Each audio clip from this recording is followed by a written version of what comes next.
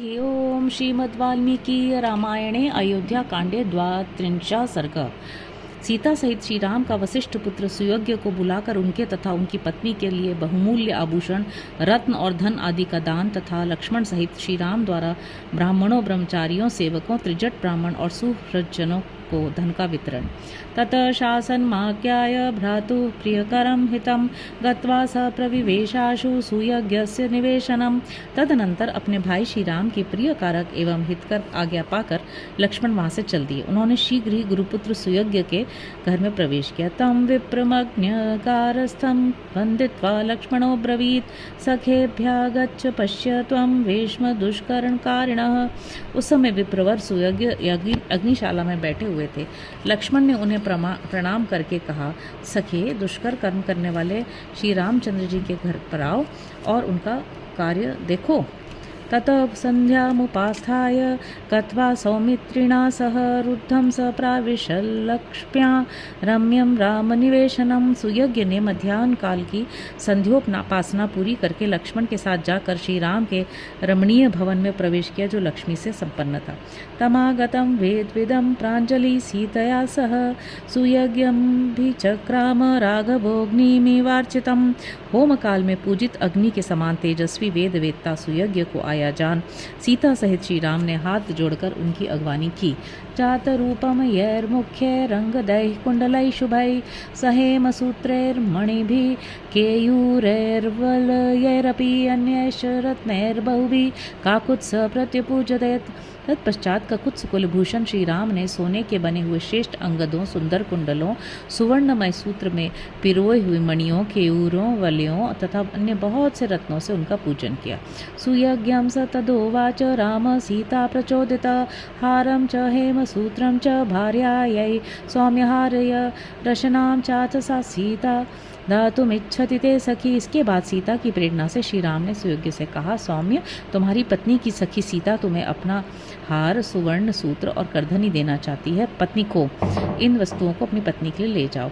अंगदानी च चित्राणि केयूराणि शुभानि च प्रयच्छति सखी तुभ्यं भार्यायै गच्छति वनम। वन को प्रस्थान करने वाली तुम्हारी स्त्री की सखी सीता तुम्हें तुम्हारी पत्नी के लिए विचित्र अंगद और सुंदर केयूर भी देना चाहती है। पर्यंकम यास्तरणं नानारत्नविभूषितं तमपीच्छति वैदेही प्रतिष्ठापयितुं लब्ध्वयि। उत्तम बिछौनों से युक्त तथा नाना प्रकार के रत्नों से विभूषित जो पलंग है उसे भी विदेह नंदिनी सीता तुम्हारे घर में बेचना चाहती है। नागशत्रुंजयो नाम मातुलोऽयं ददौ मम तं ते निष्कहस्रेण ददामि द्विजपुंगव। विप्रवर शत्रुंजय नामक जो हाथी है जिसे मेरे मामा ने मुझे भेंट किया था उसे 1000 अशर्फियों के साथ मैं तुम्हें अर्पित करता हूँ। इत्युक्त सतु रामेण सुयज्ञ प्रतिगृह्य तत् राम लक्ष्मण सीतानां प्रयुयोजाशिष शिवा। श्री राम के ऐसा कहने पर सुयज्ञ ने वे सब वस्तुएं ग्रहण करके श्री राम, लक्ष्मण और सीता के लिए मंगलमय आशीर्वाद प्रदान किए। अथ भ्रातरमव्यग्रं प्रियं राम प्रियवंदनं प्रियं वदं सौमित्रिं तमुवा चेदम ब्रह्मेव त्रिदशेश्वरम। तदनंतर श्री राम ने शांत भाव से खड़े हुए और प्रिय वचन बोलने वाले अपने प्रिय भ्राता सुमित्रा कुमार लक्ष्मण से उसी तरह निम्नांकित बात कही जैसे ब्रह्मा देवराज इंद्र से कुछ कहते हैं। अगस्त्यम कौशिकम चैव तावुभौ ब्राह्मणोत्तमौ अर्चयाहूय सौमित्रे रत्नये सस्यमिवाम्बुभिः तर्पयस्व महाबाहो गोसहस्रेण राघव सुवर्णरजतश्चैव मणिभिश्च महाधने। सुमित्रानंदन अगस्त्य और विश्वामित्र दोनों उत्तम ब्राह्मणों को बुलाकर रत्नों द्वारा उनकी पूजा करो। महाबाहु रघुनंदन जैसे मेघ जल की वर्षा द्वारा खेती को तृप्त करता है उसी प्रकार तुम उन्हें सहस्रों गौओं, सुवर्ण मुद्राओं, रजत द्रव्यों और बहुमूल्य मणियों द्वारा संतुष्ट करो। कौसल्यां च य आशीर्भिभक्तः पर्युपतिष्ठति आचार्यस्तैत्तिरीयाणा रूपश्च वेदवित् तस्य यानं च दासीश्च सौमित्रे संप्रदापय कौशेयानि च वस्त्राणि यावत् तुष्यति स द्विजः। लक्ष्मण यजुर्वेदीय तैत्तिरीय शाखा का अध्ययन करने वाले ब्राह्मणों के जो आचार्य और संपूर्ण वेदों के विद्वान हैं, साथ ही जिनमें दान प्राप्ति की योग्यता है तथा जो माता कौशल्या के प्रति भक्ति भाव रखकर प्रतिदिन उनके पास आकर उन्हें आशीर्वाद प्रदान करते हैं, उनको सवारी, दास दासी, रेशमी वस्त्र और जितने धन से वे ब्राह्मण देवता संतुष्ट हों उतना धन खजाने से दिलवाओ। सूतश्चित्ररथश्चार्य सचिव सुचिरोषिता तोषयैनम् आहार्यश्च रत्नैर्वस्त्रैर्धनैस्तथा पशुकाभिश्च सर्वाभिर्गवां दशशतेन च। चित्ररथ नामक सूत श्रेष्ठ सचिव भी है, वे सुदीर्घ काल से यही राजकुल की सेवा में रहते हैं। इनको भी तुम बहुमूल्य रत्न, वस्त्र और धन देकर संतुष्ट करो। साथ ही इन्हें उत्तम श्रेणी के अज आदि सभी पशु और 1,000 गौएं अर्पित करके पूर्ण संतोष प्रदान करो।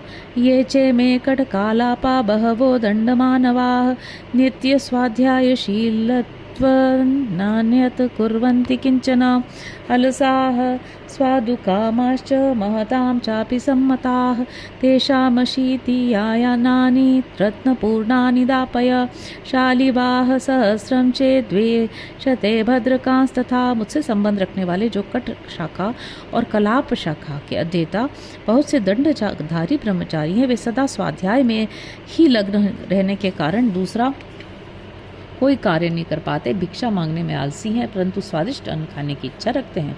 महान पुरुष भी उनका सम्मान करते हैं। उनके लिए रत्नों के बोझ से लदे हुए 80 ऊंट, अगहनी चावल का भार ढोने वाले 1,000 बैल और भद्रक नामक धान्य विशेष चने, मूंग आदि का भार लिए 200 बैल और दिलवाओ। व्यंजनार्थं च सौमित्रे गोह सहस्रमुपाकुरु मेखलीना महासंग कौसल्यां समुपस्थित तेषां सहस्रं सौमित्रे प्रत्येकं संप्रदापय। सुमित्रा कुमार और उपरयुक्त वस्तुओं के सिवा उनके लिए दही, घी आदि व्यंजन के निमित्त 1,000 गौएं भी हकवा दो।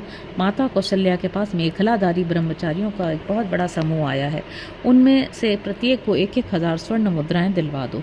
अम्बा यथा नो नंदे च कौसल्या मम दक्षिणां तथा द्विजास्तीन्स्तान् सर्वान् लक्ष्मणार्चय सर्वशः। लक्ष्मण उन समस्त ब्रह्मचारी ब्राह्मणों को मेरे द्वारा दिलाई हुई दक्षिणा देकर जिस प्रकार मेरी माता कौशल्या आनंदित हो उठे, उसी प्रकार तुम उन सब की सब प्रकार से पूजा करो। ततः पुरुष शार्दूलस्तद्धनं लक्ष्मण स्वयं यथोक्तम ब्राह्मणेन्द्राणां मददात् धनदो यथा। इस प्रकार आज्ञा प्राप्त होने पर पुरुष सिंह लक्ष्मण ने स्वयं ही कुबेर के भांति श्री राम के कथनानुसार उन शेष ब्राह्मणों को उस धन का दान किया। अथाब्रवीत् बाष्प गलास्तिष्ठश्चोपजीविनः सप्रदाय बहुद्रव्यमेकै कस्योपजीवनं लक्ष्मणस्य च यद् वेश्म गृहं च यदिदं मम अशून्यं कार्यमेकैकं यावदागमनं मम। उसके बाद वहाँ खड़े हुए अपने आश्रित सेवकों को, जिनका गला आंसुओं से रुंधा हुआ है, बुलाकर श्री राम ने उनमें से एक एक को 14 वर्ष तक जीविका चलाने योग्य बहुत सा द्रव्य प्रदान किया और उन सब से कहा, जब तक मैं वन से लौट कर ना हूँ तब तक तुम लोग लक्ष्मण के और मेरे इस घर को कभी सूना न करना, छोड़कर अन्यत्र न जाना। इत्युक्त्वा दुःखितं सर्वं जनं तमुपजीवनम् उवाचेदं धनाध्यक्षं धनमानीयतां मम। ये सब सेवक श्री राम के वनगमन से बहुत दुखी थे। उनसे उपरयुक्त बात कहकर श्री राम अपने धनाध्यक्ष से बोले, खजाने में मेरा जितना धन है वह सब ले आओ। ततोस्य धनमाज सर्व एवोपजीविनः सराशिषु महांस्तत्र दर्शनीयो ह्यादृश्यत। यह सुनकर सभी सेवक उनका धन ढो ढो कर ले आने लगे। वहाँ उस धन की बड़ी धनराशि एकत्र हो गई जो देखने योग्य थी। ततः स पुरुष व्याघ्रस्तद धनम सह लक्ष्मण द्विजेभ्यो बालवृद्धेभ्य कृपणेभ्यो ह्यादापयेत्। तब लक्ष्मण सहित पुरुष सिंह श्री राम ने बालक और बूढ़े ब्राह्मणों तथा दीन दुखियों को सारा धन बंटवा दिया। तत्रासीत् पिंगलो गार्ग्य स्त्रीजटो नाम वै द्विजः क्षतवृत्तिर्वन्ने नित्यं फालकुड्डाललांगली। उन दिनों वहाँ अयोध्या के आसपास वन में त्रिजट नामक एक गर्ग गोत्रीय ब्राह्मण रहते थे। उनके पास जीविका का कोई साधन नहीं था, इसलिए उपवास आदि के कारण उनका रंग पीला पड़ गया था। वे सदा फाल, कुदाल और हल लिए वन में फल मूल की तलाश में घूमा करते थे। तम वृद्धं तरुणी भार्या बाला नादाय दारकान अब्रवीत ब्राह्मणं वाक्यं श्रीणां भर्ता हि देवता अपास्य फालं कुद्दालं कुरुष्व वचनं मम रामं दर्शय धर्मज्ञं यदि किंचिदवाप्यसि। वापसी वे स्वयं तो बूढ़े हो चले थे, परंतु उनकी पत्नी अभी तरुणी थी। उसने छोटे बच्चों को लेकर ब्राह्मण देवता से बात कही, प्राणनाथ, स्त्रियों के लिए पति ही देवता है, अतः मुझे आपको आदेश देने का कोई अधिकार नहीं है। आप ये फाल और कुदाल फेंक कर मेरा कहना कीजिए, धर्मज्ञ श्री रामचंद्र जी से मिलिए। यदि आप ऐसा करें तो वहाँ अवश्य कुछ पा जाएंगे। स भार्याया वचः श्रुत्वा शाटिमाच्छाद्य दुश्छदां सप्रातिष्ठत पंथानम यत्र राम निवेशनम। पत्नी की बात सुनकर ब्राह्मण एक फटी धोती, जिससे मुश्किल से शरीर ढक पाता था, पहनकर उस मार्ग पर चल दिए जहाँ श्री रामचंद्र जी का महल था। भृग्वङ्गिरसमं दीप्या त्रिजटं जनसंसदीया पंचमायाः कक्ष्याया नैतं कश्चिदवारयत्। भृगु और अंगिरा के समान तेजस्वी त्रिजट जन समुदाय के बीच से होकर श्री राम भवन की 5वीं ड्योढ़ी तक चले गए, परंतु उनके लिए किसी ने रोक टोक न की। स राममासाद्य तदा त्रिजटो वाक्यमब्रवीत्, निर्धनो बहुपुत्रोऽस्मि राजपुत्र महाबल, क्षतवृत्तिर्वने नित्यं प्रत्यवेक्षस्व मामिति। उस समय श्री राम के पास पहुंचकर त्रिजट ने कहा, महाबली राजकुमार, मैं निर्धन हूँ, मेरे बहुत से पुत्र हैं, जीविका नष्ट हो जाने से सदा वन में रहता हूँ, आप मुझ पर कृपा दृष्टि कीजिए। तमुवाच ततो राम परिहास समन्वितं गवां सहस्रमप्येकं न च विश्राणिनं मया परीक्षिपसि दंडेन यावत्ता पदवाप्स्यसे। तब श्री राम ने विनोद पूर्वक कहा, ब्राह्मण, मेरे पास असंख्य गौएं हैं, इनमें से 1 सहस्त्र का भी मैंने अभी किसी को दान नहीं दिया। आप अपना डंडा जितनी दूर तक फेंक सकेंगे वहां तक की सारी गौएं आपको मिल जाएंगी। सशाटीं परित कट्यां संभ्रांत परिवेष्ट्यताम् आविध्य दंडम चिक्षेप सर्व प्राणेन वेगता। यह सुनकर बड़ी तेजी से उन्होंने धोती के पल्ले को सब ओर से कमर में लपेट लिया और अपनी सारी शक्ति लगाकर डंडे को बड़े वेग से घुमाकर फेंका। सतीत्वा सरयूपारं दंडतस्य कराच्युत गोव्रजे बहुसहस्रे पपातोक्षण सन्निधौ। ब्राह्मण के हाथ से छूटा वो डंडा सरयू के उस पार जाकर हजारों घावों से भरे हुए गोष्ठ में एक सांड के पास गिरा। तम परिष्वज्य धर्मात्मा आतस्मात् सरयू तटात् आनयामास तागावस्त्रिजट स्याश्रमं प्रति। धर्मात्मा श्री राम ने त्रिजट को छाती से लगा लिया और उस सरयू तट से लेकर उस पार गिरे हुए डंडे के स्थान तक जितनी गौएं हैं उन सबको मंगवाकर त्रिजट के आश्रम पर भेज दिया।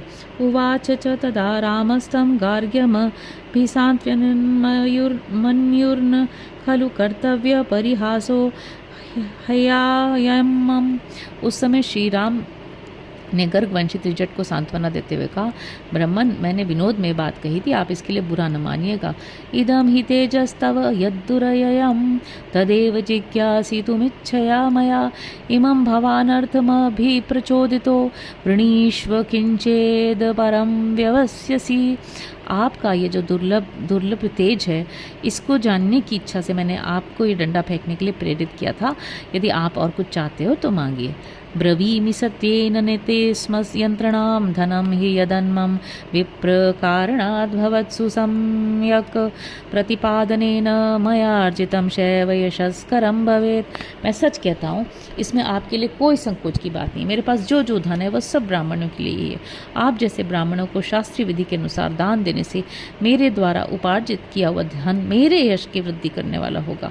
ततः सभार्य स्त्रिजटो महामुनिर्गवा मनीकं प्रतिगृह्य मोदिता यशो बलप्रीति सुकोप ब्रहीणीस्तदाशिष प्रत्य वदन महात्मना। गौओं के उस महान समूह को पाकर पत्नी सहित महामुनि त्रिजट को बड़ी प्रसन्नता हुई।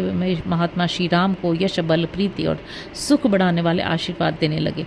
सचापि राम प्रतिपूर्ण पौरुषो महाधनम धर्म बलैरुपार्जितं नियोजयामास सुहृज्जने चिरात् यथार्ह सम्मान वच प्रचोदित। तदनंतर पूर्ण पराक्रमी भगवान श्री राम धर्म बल से उपार्जित किए हुए उस महान धन को लोगों के यथा योग्य सम्मान पूर्ण वचनों से प्रेरित हो बहुत देर तक अपने सुहृदों में बांटते रहे। द्विज सुहृद भृत्य जनोऽथवा सदा दरिद्र भिक्षा चरणश्च यो भवेत् न तत्र कश्चिन्न बभूव तर्पितो यथार्ह सम्मान नदा संभ्रमैः। उस समय वहाँ कोई भी ब्राह्मण, सूरत, सेवक, दरिद्र यथा अथवा भिक्षुक ऐसा नहीं था जो श्री राम के यथा योग्य सम्मान, दान और आदर सत्कार से तृप्त न किया गया हो। इत्यार्षे श्रीमद् रामायणे वाल्मीकि आदि काव्य अयोध्या कांडे द्वात्रिंशः सर्गः। इस प्रकार श्री वाल्मीकि निर्मित आर्ष रामायण आदि काव्य के अयोध्या कांड में 32वां सर्ग पूरा हुआ। हरि ओम।